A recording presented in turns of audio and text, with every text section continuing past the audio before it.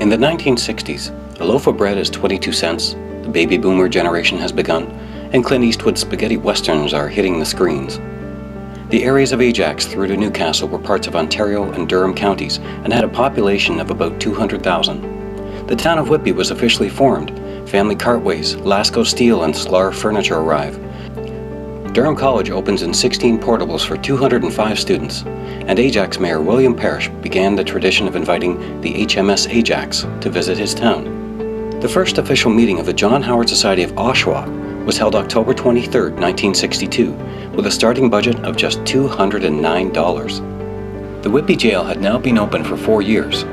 Our board, a group of like-minded volunteers, recognized there was a need to help persons exiting the prison system so that they would return to society successfully.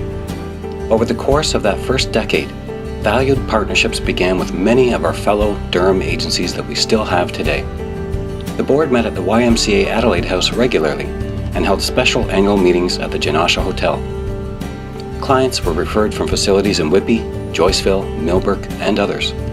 Board members took on clients, developed job opportunities with local employers, set up financial aid appointments, found stable housing, assisted with acquiring clothing, work tools, general counseling, and even paying hospital premiums, as universal healthcare was not yet in place in Canada. By 1969, the area of service has already grown and leads the agency to renaming to John Howard Society, Oshawa, Whitby. In the 1970s, when pocket calculators are introduced and the first email is sent, the Region of Durham is officially incorporated. Oshawa is the first city in Ontario to offer paramedic services.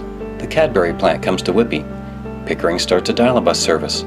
Port Perry Council decides not to pass a bylaw to ban snowmobiles from city streets, and long-distance charges between Uxbridge and Port Perry are eliminated. John Howard Society branches across Ontario are undergoing an intense self-reflection and strategic planning. In 1974, after 12 years as a lay branch, the John Howard Society Oshawa Whitby approaches the United Appeal, now known as United Way, for funding. A gift of $7,500 begins our long connection with the United Way, helping to open an office on the second floor of 3.5 Simcoe Street South in Oshawa and to hire our first branch coordinator. Rent is $110 a month. Board members pitch in to find a desk, chair, typewriter, and to clean up the dusty space. The work of the John Howard Society expanded into talking to employers about their hiring policies for ex-offenders, probation and parole supervision, public education through community forums and school presentations.